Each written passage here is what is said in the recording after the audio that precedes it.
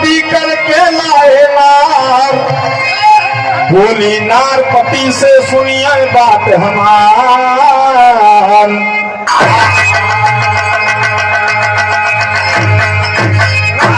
पहले के बात में एगो गुदरी नाम के किसान रहा, वो बियाह करके दुल्हन ले या देखा। पहले जब शादी ब्याह होकर तो जब सब छोटे छोटे रहा तब शादी तय हो जाए, केहू के मन में नहीं रहे कि हमार दुल्हन कैसन बा, हमार हऊ कैसन बा। आज के समय आगे बिना देख लेहले जौन बा ब्याह तय नहीं होकर। तो देखा धीरे धीरे परिवर्तन होत बा, समय और युग जमाना बदलत बा। तो गुदरी भाई ब्याह करके और दुल्हन जौन बा अपने घरे ले गए। और जब दुल्हन ले गए पहली की रात यानी सुहाग वाली रात बड़ा अनमोल रात होना।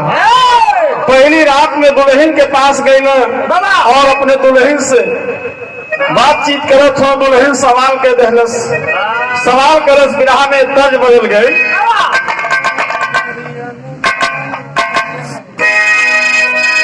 वह तर्जमा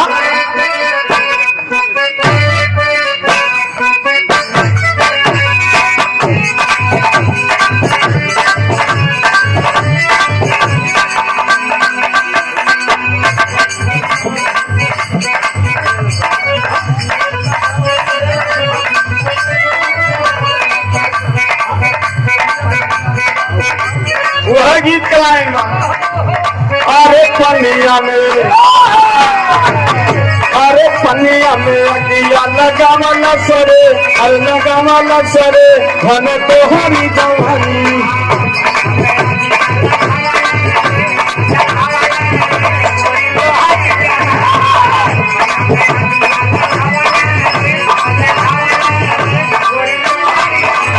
लेकिन गुदरी किसान के दुल्हन गुदरी से क्या हो? अरे हमारा के झूठे भरमा ना हो, भरमा ना हो, ना ही सुखद से जरिया।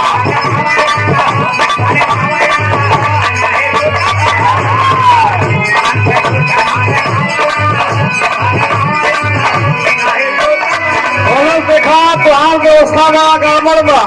और पहली रात में कुछ हमार मांगन बा, जब हमार मांगन ना तो पुरा देबा ना दे देबा तब तक हम तोरे संगे सूते वाला ना है। क्या बतौल? तीन पतिया झूलनी तो हम के गई,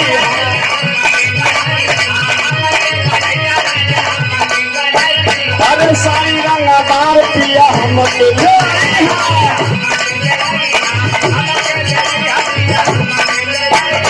तीन पतिया झोली रंगदार साड़ी और ही जौन तब व्यवस्था ना रहे, वो छपरा के घर रहे। पहले से सुना जब तक कि छपरवा हटा के पक्का नहीं बनवा देगा तब तक हमारा तोहार दूरी ऐसे बनल रही। और इतना काम जब तीन पतिया झूलनी तो हम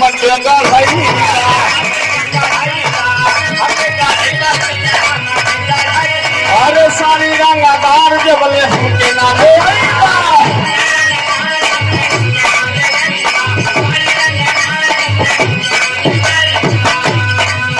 अरे पक्का वाला घर बनवैबा हो तब सुखद से जरिया।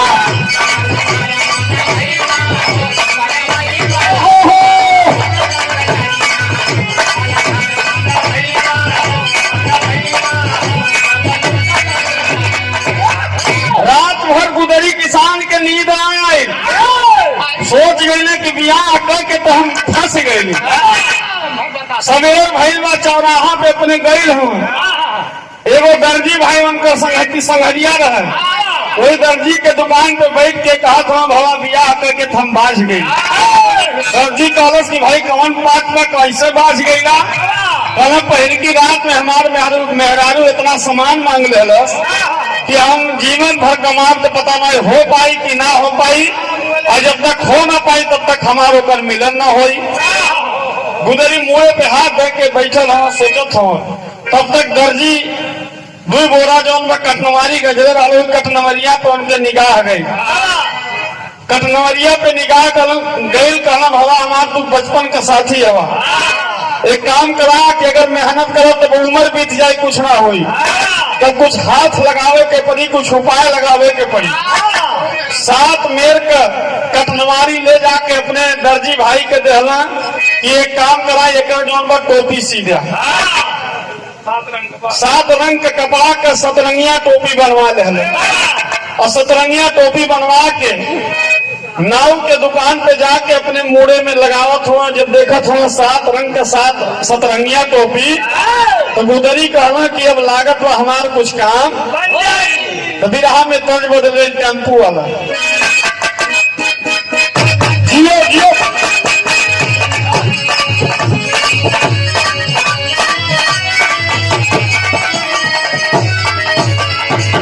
देखा वह गीत बा, गीत गाना नई नाई बिल्कुल गीत पुराने बा, पुराने गीतिया आज के मैटर लेके गवैया गा देते तो वह नया हो जाता। वह गीत बा, एक बारे देसी मेरा लेगा, एक बारे देसी मेरा लेगा,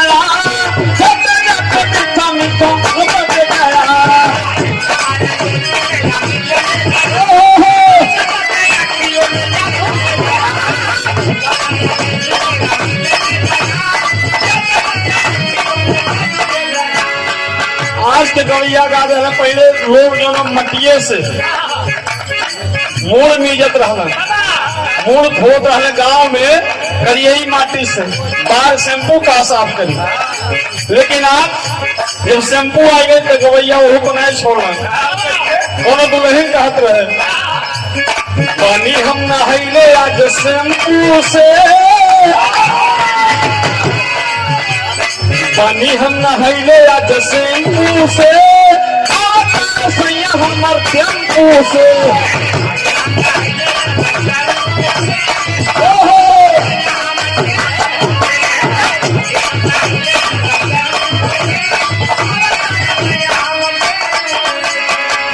दुल्हनिया कलश के हमार सैया की आवत हो, लेकिन जब सवेर भइल बा तक खबर आई बा दुल्हनिया के पास कलश हो गलती हो गई, अब न नहाई कब शैम्पू से,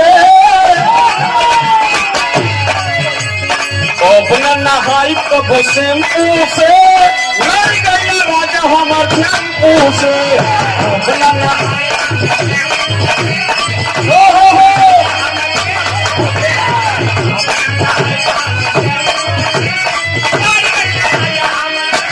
लेकिन सम्मानित भाइयों, गुदरी सतरंगिया टोपी बनवा के राजा के एगो भारी दरबार लगल रहे।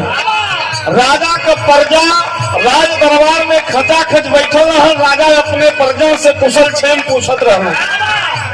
गुदरी सतरंगिया टोपी लगाए कोई प्रजा के बीच में जाके हाँ हो के ऊपर ताके लगल और कहने गुदरी जो है ऊपर ताकने लगे और कहने लगे माता जी प्रणाम, और पिताजी क्या हाल है। मंत्री कहे कौन पागल आ गया, राजा कहे। मंत्री जाकर के पूछा है देख रहे हो राज दरबार चल रहा है राजा का, और यहाँ आके उल्टा पुल्टा क्या बात कर रहे हो ऊपर तक के। मंत्री के बुलावला कहला देखा साहब कि हमारे गुरु जी के सत्य समाधि वाली सतरंगिया टोपी दे है, यही टोपी लगा के सीधे हम स्वर्ग में ताकत है और अपने माता पिता यानी पूर्वज से यही टोपी के माध्यम से डोर टू डोर बतियावत है। मंत्री जाके राजा के कान में कहला कि राजा वो पागल ना हो, वो तो देखत हुआ ना साथ रंगिया टोपी लगौले बा, वही टोपिया के माध्यम से स्वर्ग में वो सीधे अपने माता पिता से जुड़ गई बा, बात करत बा। राजा कहा न ऐसा बात बा, टोपी सतरंगिया सियौले गुदरी, टोपी सतरंगिया सियौले गुदरी, राजा के चकमा पे खोले गुदरी।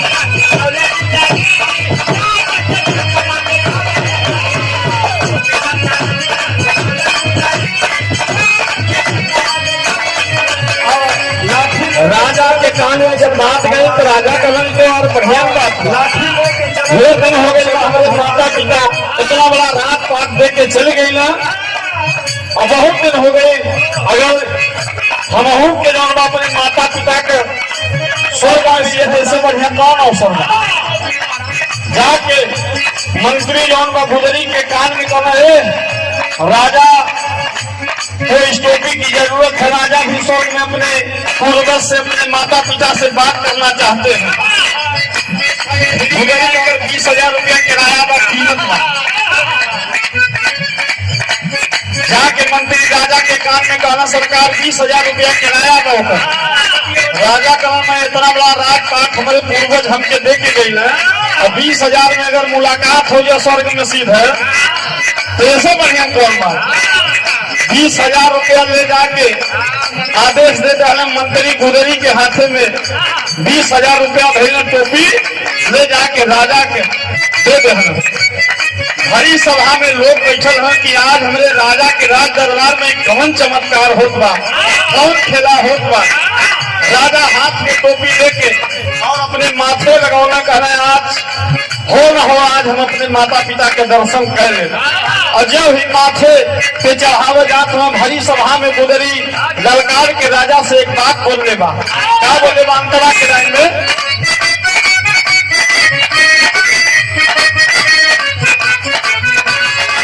वो ललका गुजरी जोर से चिल्लाई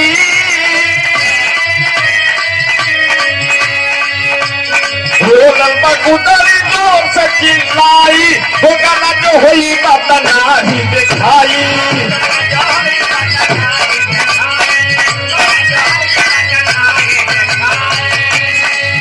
राजा एक तो शंका बा कि अगर टुकड़ा हुई बा गड़बड़ हुई बा तो कुछ ना दिखाई।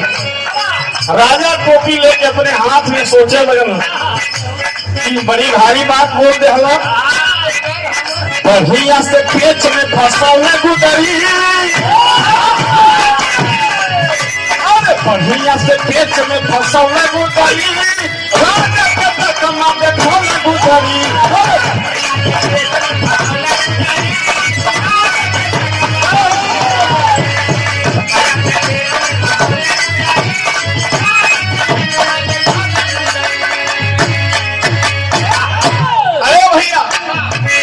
राजा के पेच में फंसा दे राजा टोपी लेके सोचत हमार लगाई कि ना लगाई सोचत हम हमार पर्जा खचा खच भरल में बैठल बा एक काम करा लगा के सीधे स्वर्ग में बड़ा अवसर में माता पिता से अपनी बात कर ली।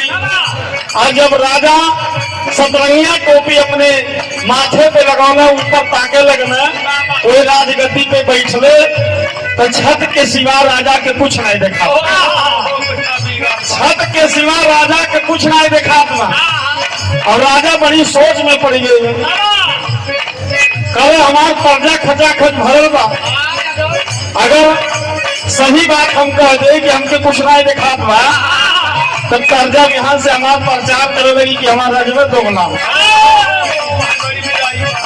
बड़ी बुराई हमार हुई। राजा झूठे मूठे कहना तो कुछ कर रही तो बड़ी झूठे हाथ जो के माता पिता से और अपने पूर्वज से 15-20 मिनट कम से कम बात के लिए आज जब टोपी उतार के मंत्री के हाथे में जाना तो जितना राज में प्रजा बैठल रहा राजा की जय हो राजा की जय हो प्रजा हमारे खुशी में गदगद बा कि आज हमारा राजा अपने पूर्वज से माता पिता से और लोगों से स्वर्ग में सीधे बात कर रही है। इससे बड़ी खुशी प्रजा को और क्या है। जब आवाज जौन बात जयकारा की आवाज रानी के कान में गई रानी बाहर आ गई रानी आखिर कैसन जयकारा लागत तो हो मंत्री जी का तो नहीं मालूम है आज राजा वही सतरंगिया टोपी के माध्यम से स्वर्ग में सीधे अपने माता पिता से मिल रहे अपने पूर्वज के दर्शन कर रहे।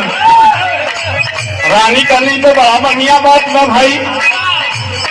रानी जाके राजा से कहे लगे ये राजा हम देखा कहने कहा देखू कहना स्वर्गवा हम देखा मैंने तू राजा होके देख लेना तो हम राज का रानी है। राजा मजे से कान में कहना, हे रानी परेशान ना हो, रानी उतने देख कल्याण हम परेशान हैं, तू देख लेना हम ना देखी। रानी जीत के नहीं।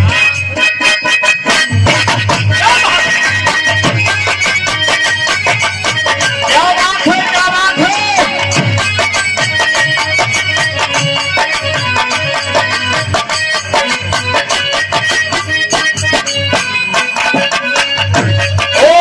बड़ी पुरानी गीत हमरे भैया बजाओ तो शादी विवाह में माता बहन लोग गावे में।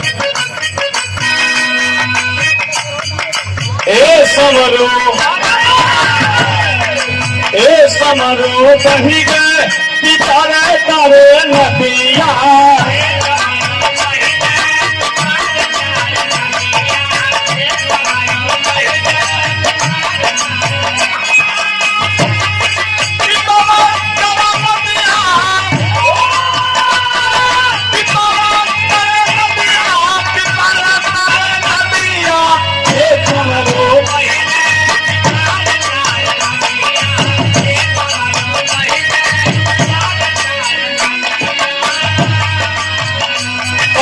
समय रहा पीपल का पेड़ बड़ा ही चर्चित होता। और पहले का समय रहा लोग पीपल के पेड़ के गाना गावे, लेकिन आजकल कल के गवैया हुए जौन जौन गीत गाए थे घर में सुने लायक नहीं। और पहले जब गाना हो तो उसे सीख मिले। पहले हमारे जब छोट गानी देखो गीत बजे टेप रिकॉर्ड में कहूँ जब सुने को मिले शादी विवाह में। पिपर तोरा सोई गयो बुझलरी कैया, पिपर तोरे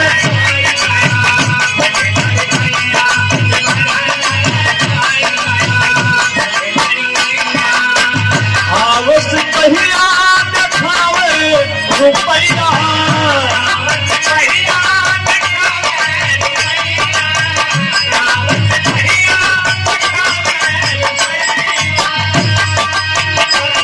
रुपये पर लोभ गयो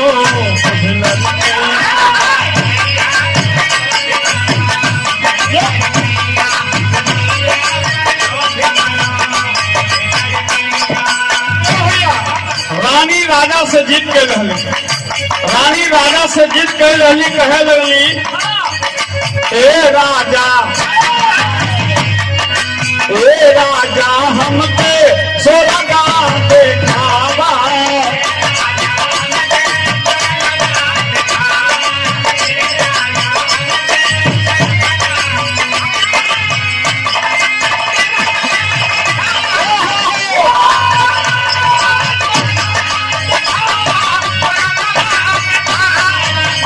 राजा हमके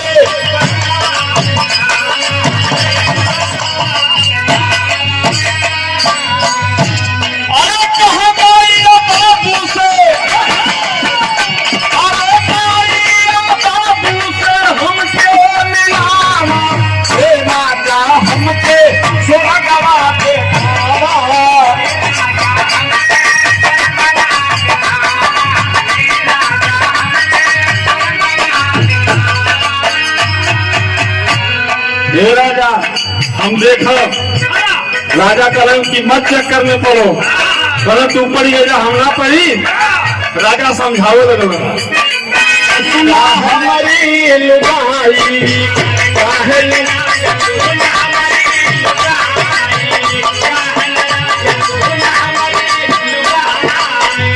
अरे तो पियाला गवाले ना स्वर्ग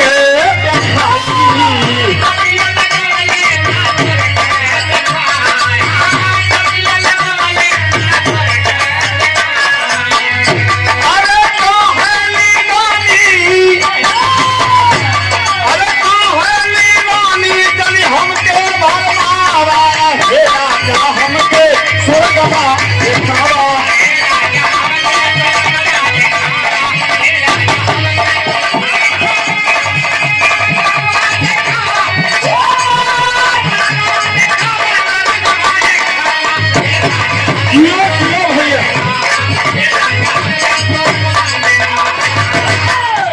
रानी भरे महफिल में भरे रानी दरबार में जीत के रहली तो राजा के मजबूर होकर के पड़ल।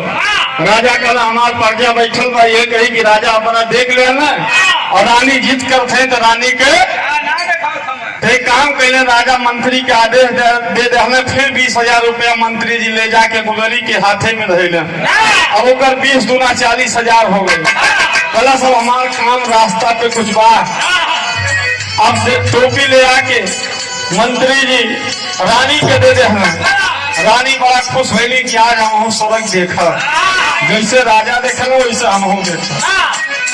अब जब भी रानी टोपी सब सोच कर थे कि चली लगाओ, तब तक फिर ललकार के एगो बात बोलने बा बिहार में तर्ज बा।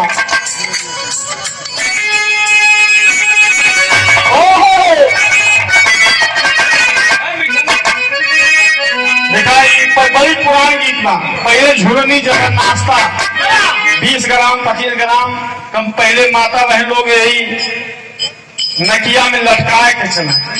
आज के समय आगे की उतना लोगन के दमे नहीं रह जाता। पहले जो 2 किलो 2.5 किलो यानी चनिए सही, लेकिन माता बहन लोग गाना अपने शरीर पे लाद के चलत रहा।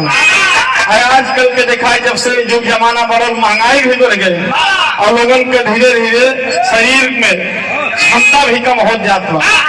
पहले तो लोग भुलावत चले, अब तो लोग ऐसे टप्पा से लगा ले हमारे इतना महीन की कोई। तो पहले ये लिए कहना बा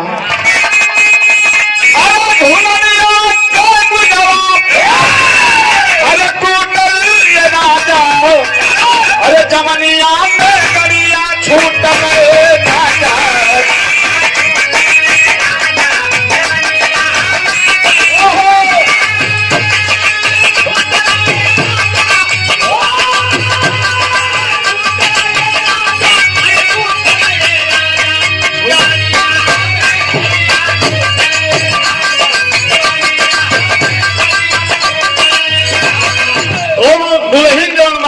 अपने मर्दे का वर्णन करत रहे हुई भाव में। पहले गाना चले आप लोग सुन ले होगा, जब हम के छोट छोट रही तभी गीत चले।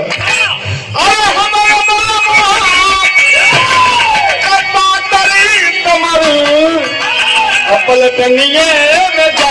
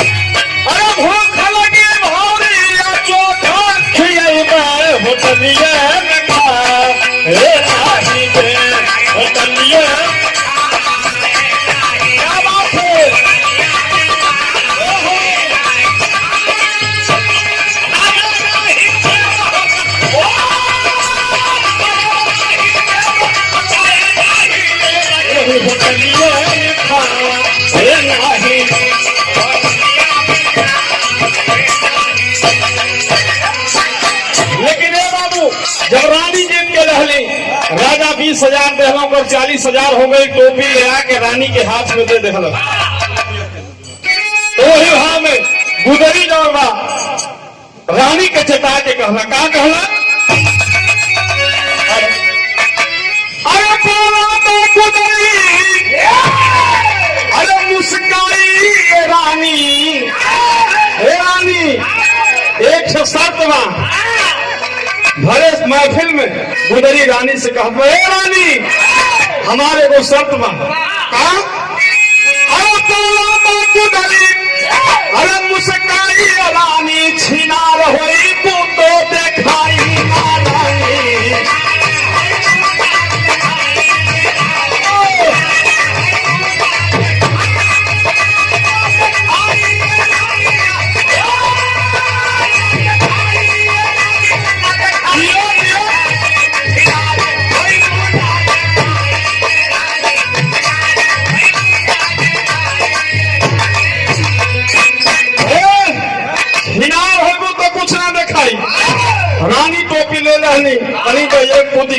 बात बोलत बा, कैसन बात ही बोलत बा। रानी टोपी लगा ले, गली में जब राजा देख लेना हम नहीं देख पाई। अरे भैया जब रानी टोपी लगा के ऊपर ताकत है तो रानी के जैसे राजा के छत के सिवा नहीं कुछ दिखात रहे, वैसे रानियों के छत के सिवा कुछ न दिखात। पूरी प्रजा खचाखच भरल बा, अब रानी से धरत उठावत नहीं बनत बा, तू उतार के धर दे कि कहा करी। रानी चक्कर में पड़ गई। रानी सोचे थे कहे राजा असल स्वर्गवा देखलस, अरे माया बाबू के उनके मिलौलस।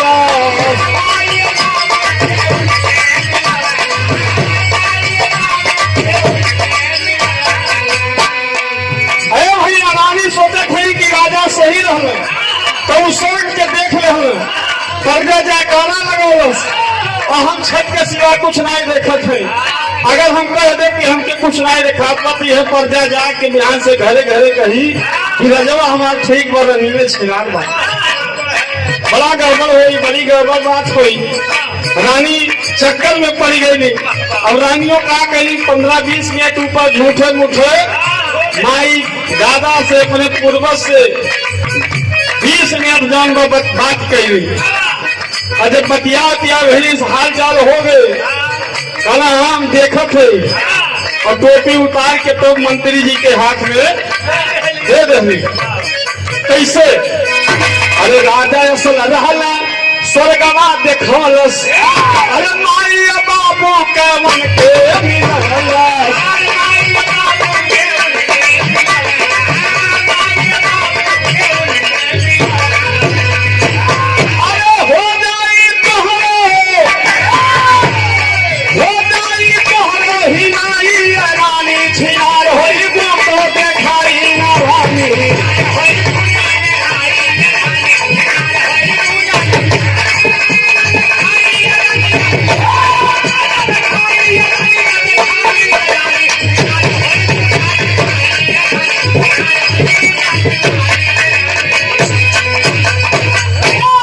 मुठे बतियाए के रानी जाओ ही टोपी उतार के मंत्री के हाथे में दहली। मंत्री जी टोपी ले जाके गुदरी के दहल 40,000 हो गए, 20 दूना 40,000। अरे हर राजा की जय हो, रानी की जय हो। प्रजा खुश भई कि आज हमारे राजा और रानी स्वर्ग में सतरंगिया टोपी लगा के अपने माता पिता से बात कर ले।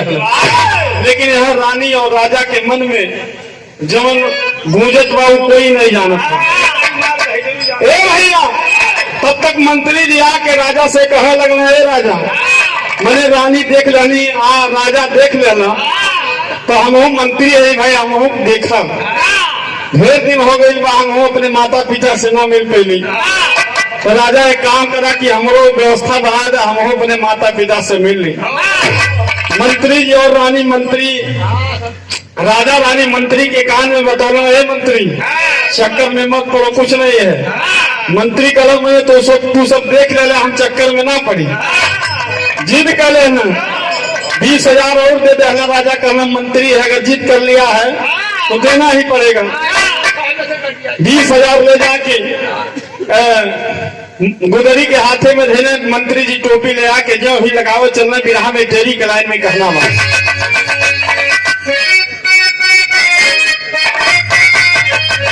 अरे चटाई गुदरी दई के टोपिया, हे मंत्री जी तोरो साथे हमारे को शर्त बा।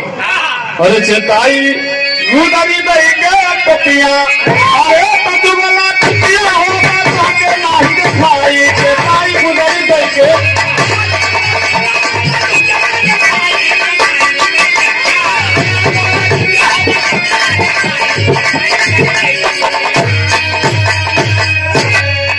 टोपी लगाओ चलना। मंत्री जी अगर चुगला चूतिया होगा कुछ नहीं दिखाई।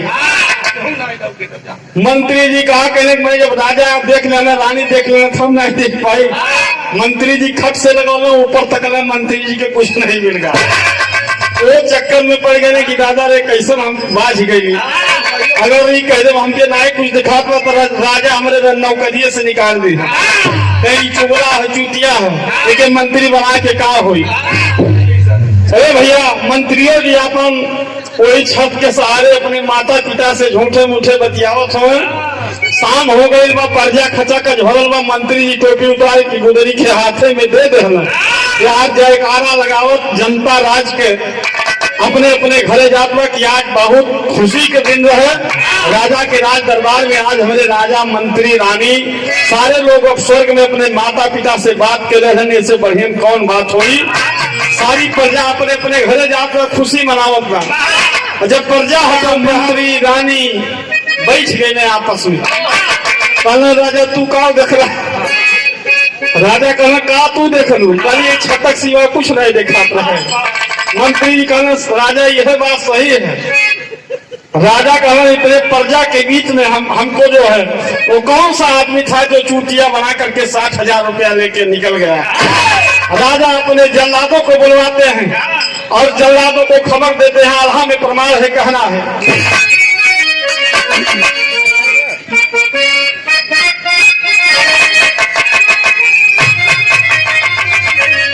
और राजा रानी मंत्री कैलाश माना में बितरवा भैया।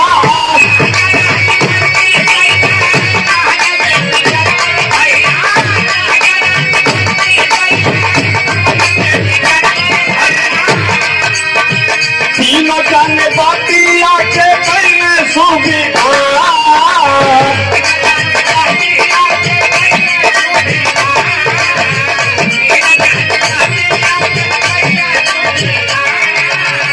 रानी कहानी राजा कुछ ना दिखाई हमके।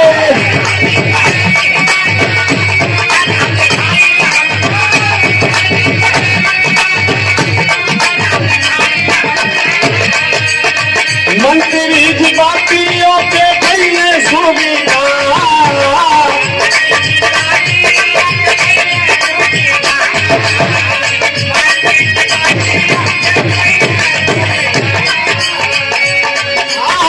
राजा हो पूरा लाद के बोलाई है। राजा हो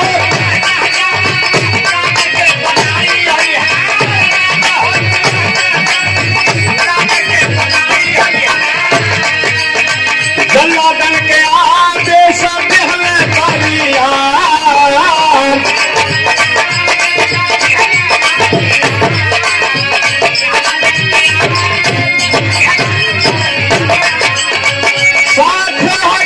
लेके गईल बा रुपया सुना।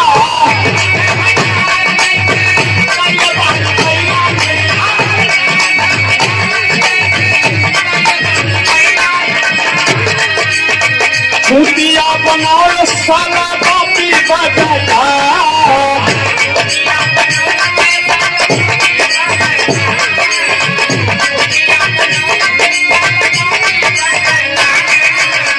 जहाँ मिली बार दिहा जन्मा से होके सुनला।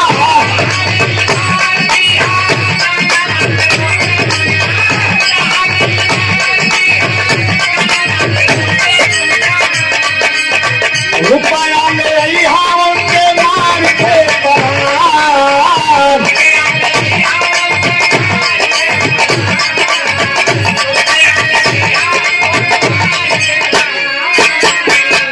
राजा जल्लादों को आदेश देते हैं कि जाओ, अभी वो हमारे नगर से पार नहीं किया होगा, किसी भी तरह किसी भी दिशा में हो उसे पकड़ करके और वहीं जान से मार के 60,000 रुपया लेकर के वापस आना है।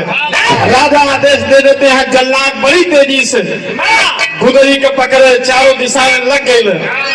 अब एक दिशा में यानी पार करते रहे तब तक जल्लाद जाके घेर ले। कहाँ जा रहे हो, पैसा कहाँ है।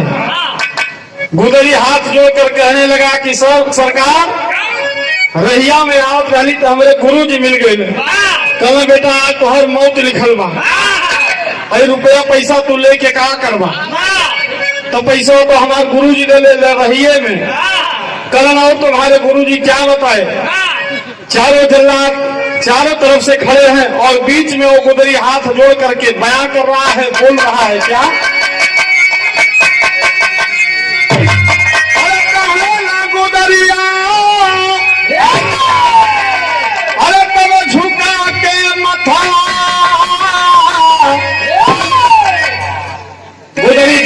से कहने लगा कि साहब हमारे गुरुजी ने कहा है कि आज तुम्हारा मौत लिखा है, किसके हाथों लिखा है वो बता रहा है।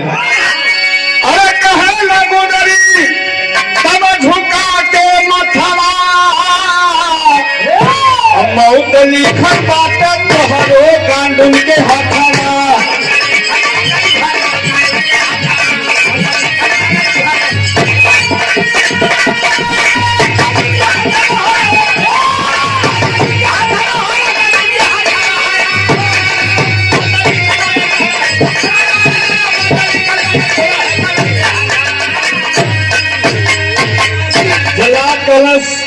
जल्लाद से कहने लगा साहब हमारे गुरु जी बताओ आज तुम्हार मौत गांडून के हाथ से निकल बा।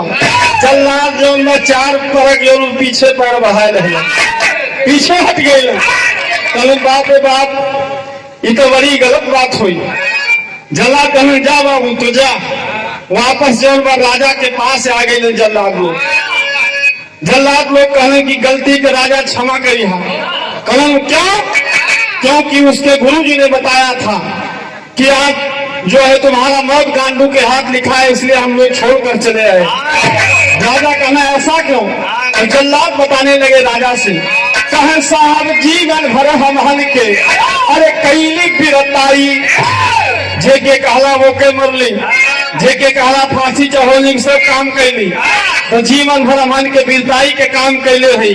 अब चली चलाई के बेरा अपन नाम के खराब करवाई, के गांडून में नाम लिखवाई। जल्लाद कहने लगे राजा से, अरे जीवन भर हम हल के कहीं बिरताई और अब के हो गांडून में नाम लिखवा।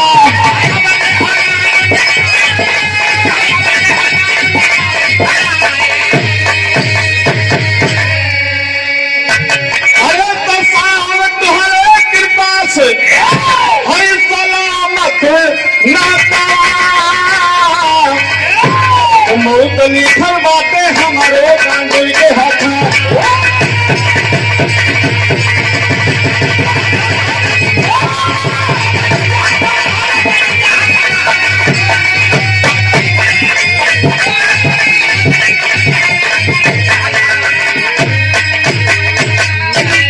राजा कहने लगे जब वो भरी महफिल में हमको रानी को सब लोगों को चूतिया बना दिया तो तुम 4 लोग थे। राजा बूझ गए और 60,000 रुपया लेकर के अपने घर आया। और जब घर आया तो होता है क्या, 60,000 रुपया लेके गुदारी घरे अपने नारी के बोला इच्छा पूरी करी।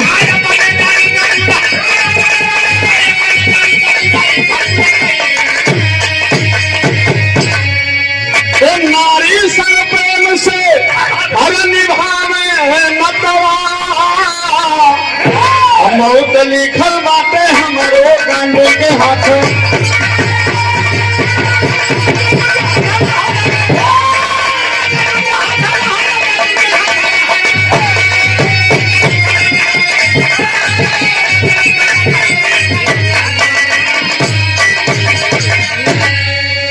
भरे गए ने अपन जोन कुलधुरा काम रहे वो काम के पूरा कही के मेहरारू के संगे मौज मनावत हो।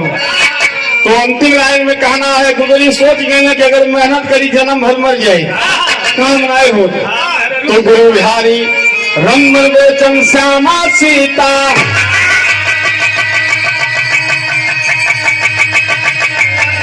अरे भारत के संग में मोहन झूमा जाए जय सिया।